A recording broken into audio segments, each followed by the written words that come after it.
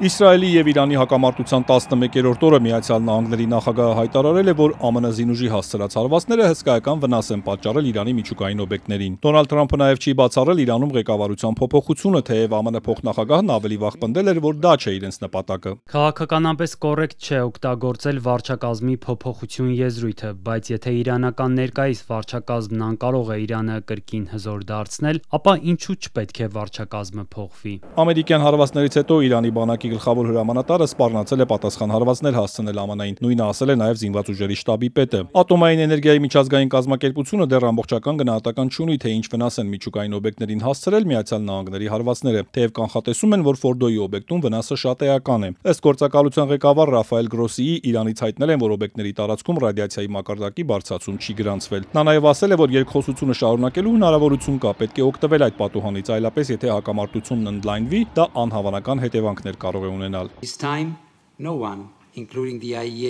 Եթե այդ պատուհանը փակվի, բռնությունն ու ավերածությունները կարող են հասնել անհավանական մակարդակի, իսկ մեր իմացած միջուկային գլոբալ չտարածման ռեժիմը կարող է խարխլվել և փլուզվել։ Այս ֆոնին Իրանի արտգործնախարարն այսօր Մոսկվայում հանդիպել է Ռուսաստանի նախագահի հետ։ Վլադիմիր Պուտինն ասել է, որ Իրանի դեմ ագրեսիան անհիմն է, իսկ Մոսկվան փորձում է օգնել իրանցի ժողովրդին։ Իրանի դեմ այս բացարձակապես չհրահրված ագրեսիան որևէ հիմք եւ արդարացում չունի։ Մեր կողմից մենք ջանքեր ենք գործադրում Իրանի ժողովրդին օգնելու համար։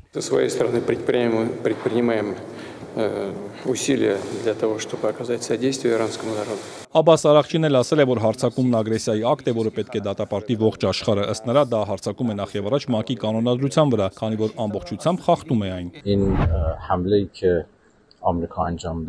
Դա հարձակում է միջազգային իրավունքի, միջազգային նորմերի եւ ամենակարևորը միջուկային զենքի չտարածման մասին պայմանագրի վրա։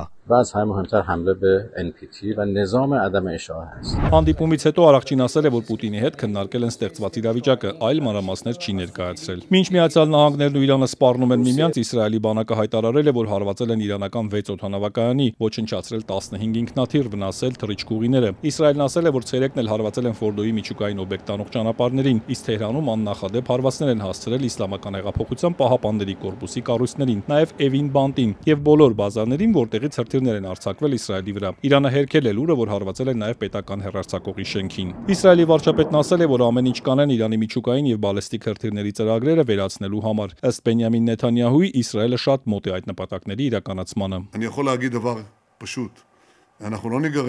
Կարող եմ ձեզ մեկ բան ասել, մենք չենք ներքաշվի հյուծվող պատերազմի մեջ, բայց նաև չենք ավարտի այս պատմական արշավը, քանի դեռ մեր բոլոր նպատակներին չենք հասել։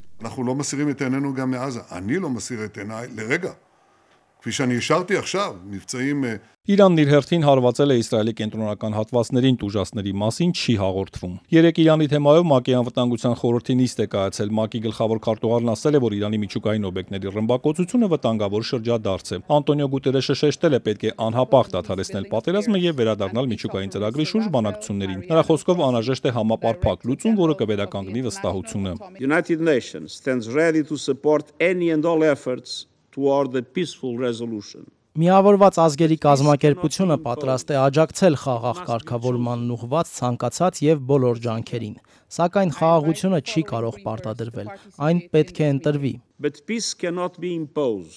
ՄԱԿ-ում ԱՄՆ փոխդեսպանն ասել է, որ Իրանը երկար ժամանակ գաղտնի է պահել միջուկային զենքի ծրագիրը եւ խոչընդոտել բանակցային վերջին ջանքերին։ Իրանի դեսպանը հերքել է ԱՄՆ բոլոր մեղադրանքները։ Ըստ Ամիր Սաիդ Իրավանիի, միջուկային զենքի չտարածման մասին պայմանագիրը մանիպուլյացիաների միջոցով քաղաքական զենքի է վերածվել։